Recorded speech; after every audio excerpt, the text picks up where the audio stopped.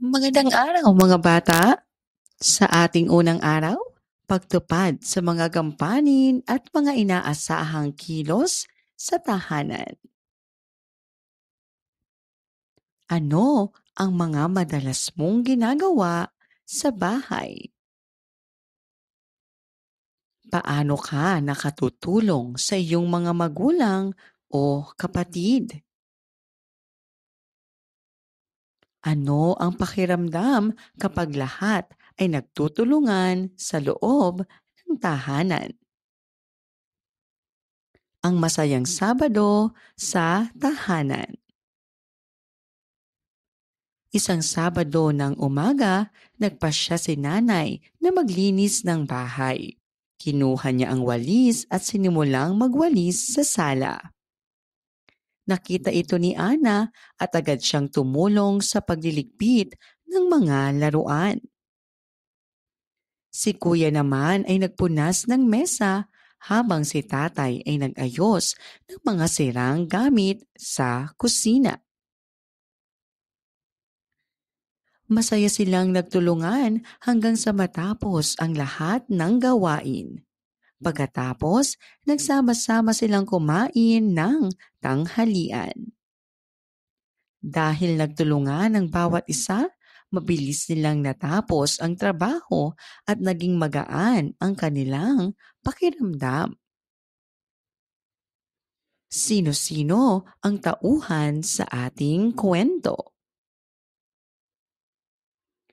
Anong mga bagay ang ginawa nila sa kanilang bahay?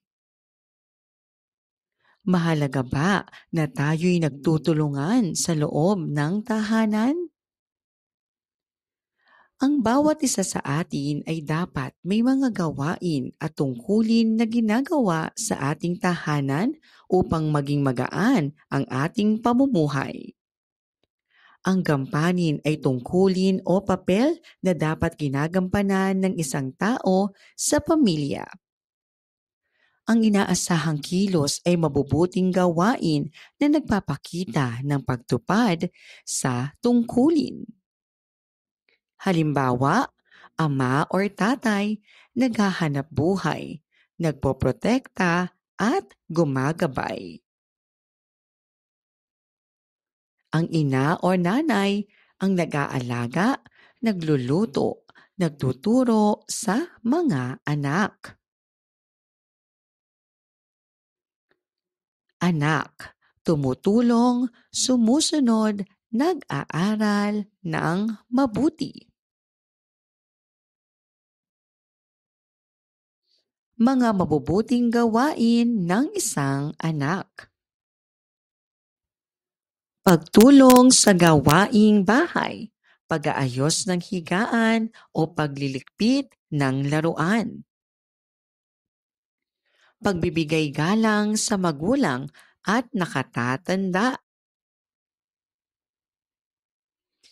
Pag-aaral ng mabuti at pagsunod sa payo ng mga magulang. Pagiging mabuting kapatid at paggalang sa bawat isa. Gawin natin. Piliin kung ito ay masayang mukha o malungkot na mukha. Si Ana ay nagdikpit ng kanyang laruan matapos maglaro. Si Pedro ay nag-iwan ng maruming plato sa mesa pagkatapos kumain. Si Liza ay tumulong kay nanay sa pagdidilig ng halaman. Si Carlo ay nagpalakas ng tugtog habang natutulog si tatay. Si Maria ay nagwalis ng sala kahit walang utos. Gawin natin. Isulat ang tama kung wasto ang sinasaad ng mga sitwasyon at mali kung hindi.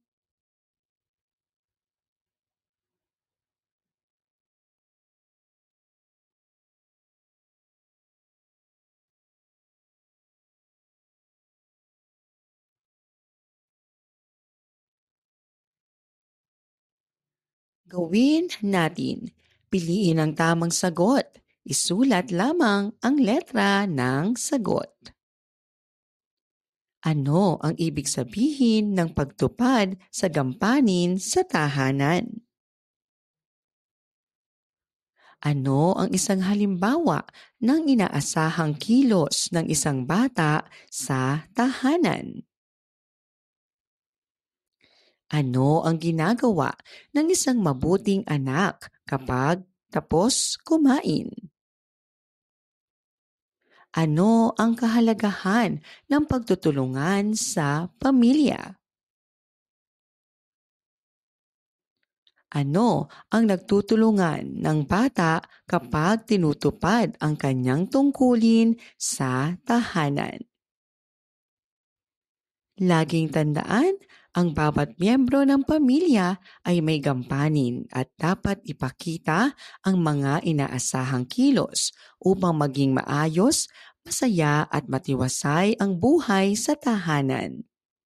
Ang pagtupad sa ating tungkulin sa tahanan ay hindi lamang nakatutulong sa pamilya, kundi nakakapagturo rin ng disiplina, responsibilidad at pagmamahalan sa kapwa. Ikalawang araw, pagtupad sa mga gampanin at mga inaasahang kilos sa tahanan. Mga bata, sa ating tahanan ay mayroon tayong mga gampanin o tungkulin na dapat isagawa. Kapag ginagawa natin ito, mas nagiging maayos ang ating tahanan at nagiging masaya ang ating pamilya.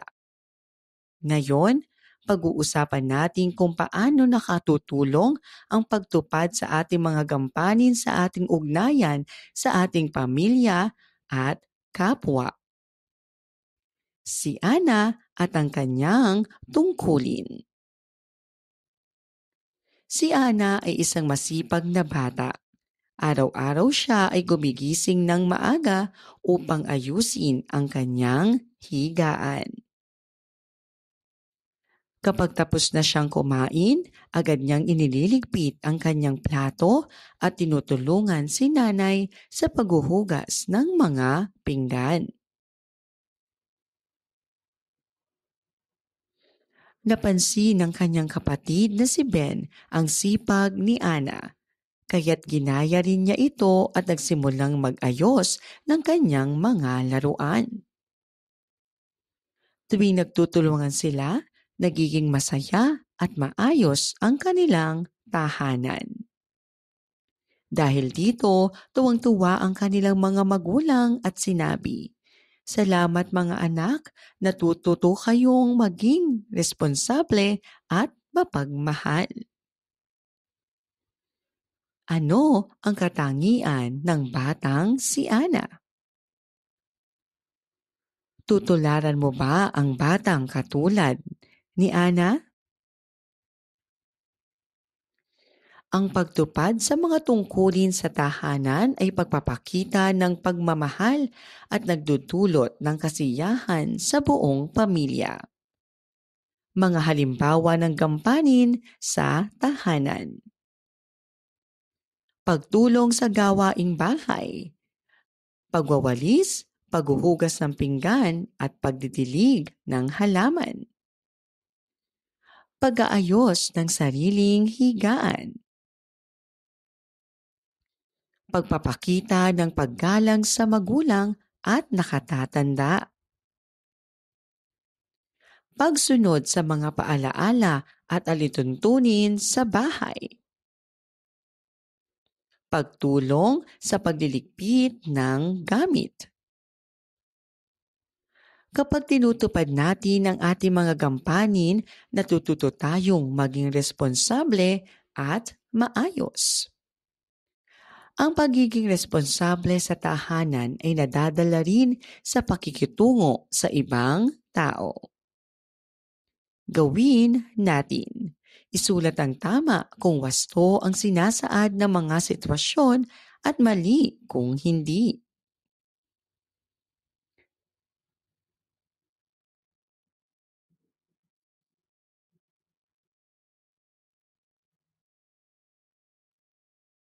Gawin natin. Iguhit ang araw kung ito ay tama at ulap kung ito ay hindi tama.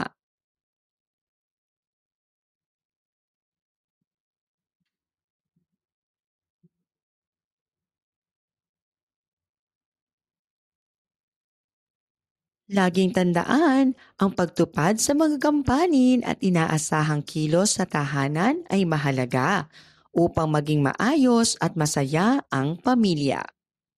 Kapag tinutupad natin ito, natututo tayong maging responsable at magalang. Ito ay nakatutulong upang magkaroon tayo ng mabuting ugnayan sa ating kapwa. Ikatlong araw, pagtupad ng mga gampanin at inaasahang kilos sa tahanan. Ano ang mga gawaing bahay na ginagawa mo kahit hindi ka inuutusan? Ano ang nararamdaman mo kapag natutulungan mo ang iyong pamilya? Ano kaya ang mangyayari sa bahay kung walang tutulong sa mga gawain? Ang mga gampanin sa tahanan ay mga tungkulin o responsibilidad ng bawat miyembro ng pamilya. Ang inaasahang kilos ay mga gawain na dapat gawin upang makatulong sa kaayusan at kasiyahan ng lahat. Kapag ginagawa ito ng may kusa, napapakita ang malasakit at pagmamahal sa pamilya. Mga gawain na maaari mong gawin ng kusa. Pagliligpit ng laruan pagkatapos maglaro, pagtulong sa paghuhugas ng pinggan, pag-aalaga sa nakababatang kapatid, pagbubukas ng ilaw o bintana sa umaga upang maliwanag ang bahay. Basahin natin ang sitwasyon.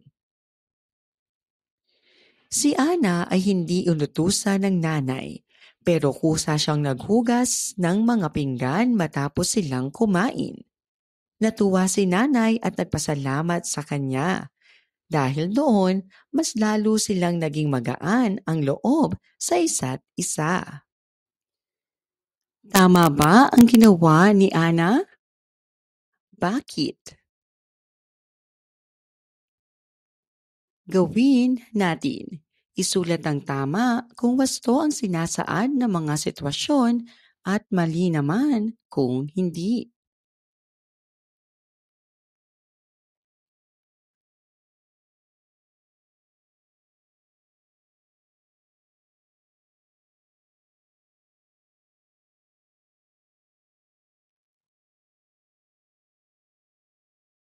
Gawin natin. Piliin ang tamang sagot. Isulat lamang ang letra ng sagot.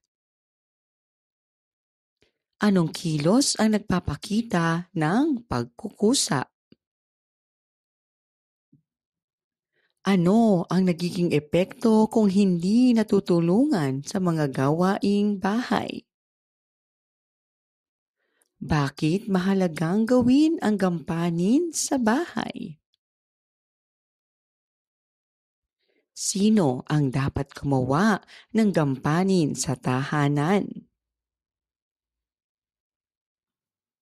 Ano ang tawag sa mga gawaing tulad ng pagliligpit, paglilinis at pagtulong? Laging tandaan, ang pagtupad sa mga gampanin at inaasahang kilos sa tahanan ay nagpapakita ng ating pagmamahal at malasakit sa pamilya. Kapag ginagawa ito ng may pagkukusa, mas nagiging masaya at magaan ang ugnayan sa bawat isa. Ang bawat miyembro ng pamilya ay may tungkulin at sa pagtutulungan nagiging maayos, matiwasay at mas nagkakaisa ang ating tahanan. Ikaapat na araw, pagtupad ng mga gampanin at inaasahang kilos sa tahanan. Ano ang ginagawa mo tuwing paggising sa umaga? May oras ka ba para sa paglalaro at oras din para sa gawaing bahay? Paano ka natututo na sundin ang schedule sa bahay o sa paaralan? Si Mia at ang kanyang schedule. Si Mia ay isang masipag na bata. Mayroon siyang schedule na sinusunod araw-araw. Pagkagising sa umaga, kusa niyang inaayos ang kanyang higaan at nagwawalis ng kanilang kwarto. Tuwing hapon naman, matapos niyang gawin ang kanyang takdang aralin, tumutulong siya sa pagliligpit ng mga pinggan at pagdidilig ng halaman. Hindi na kailangang sabihan si Mia ng kanyang mga magulang dahil alam niya ang kanyang mga tungkulin. Dahil dito, magaan ang gawain sa kanilang tahanan at masaya ang lahat. Pinuri siya ng kanyang ina dahil sa kanyang pagkukusa at pagiging responsable. Ano ang katangian ng batang si Mia? Nais mo rin bang tularan ang katangian ng batang si Mia? Ang pagkukusa ay ang paggawa ng tama at makabuluhang bagay kahit walang nagsasabi o nag-uutos. Ang itinakdang gawain at schedule ay nakakatulong upang magawa ang lahat ng tungkulin ng maayos at hindi napapabayaan.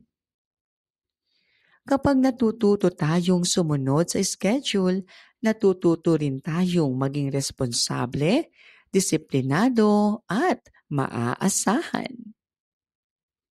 Halimbawa ng schedule sa tahanan.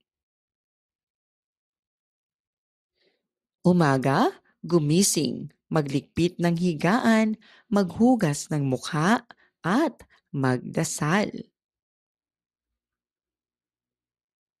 Tanghali, tumulong sa paghahanda ng pagkain, kumain at maglikpit ng pinggan. Hapon, gawin ang takdang aralin, mag-aral, tumulong sa gawaing bahay. At sa gabi, maghanda ng gamit para sa kinabukasan, magdasal at matulog ng maaga. Gawin natin. Isulat ang tama kung wasto ang isinasaad ng mga sitwasyon at mali kung hindi.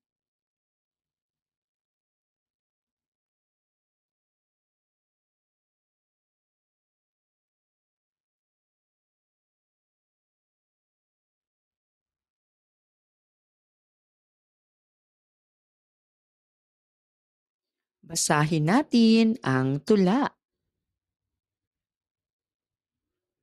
Tungkulin sa tahanan. Sa tahanan tayo'y nagmamahalan, gampanin at tungkulin ating ginagampanan. Pag-aayos ng higaan sa bawat umaga, nagbibigay sigla sa buong pamilya. Pagwawalis, pagliligpit ay ginagawa, pagdidilig ng halaman aking nagagawa. Hindi na kailangan pang utusan, pagkukusay tanda ng kabutihang asal. Sa simpleng pagtulong, nagiging magaan. Bawat gawain ay may saysay at saysay. Kung lahat tayo ay tutulong at kikilos ng kusa, mas masaya, magaan at puno ng pagkakaunawaan sa pamilya. Laging tandaan, ang pagkukusa at wastong pagtupad sa mga gawain ayon sa schedule ay nagpapakita ng ating pagiging responsable. Kapag ginagawa natin ang ating mga gampanin sa tahanan, nagiging mas magaang ang buhay ng bawat isa at mas nagiging masaya at nagkakaisa ang ating mga pamilya. Maraming salamat po sa inyong panonood at pakikinig. Hanggang sa muling pag-aaral ng asignaturang GMRC. Paalam!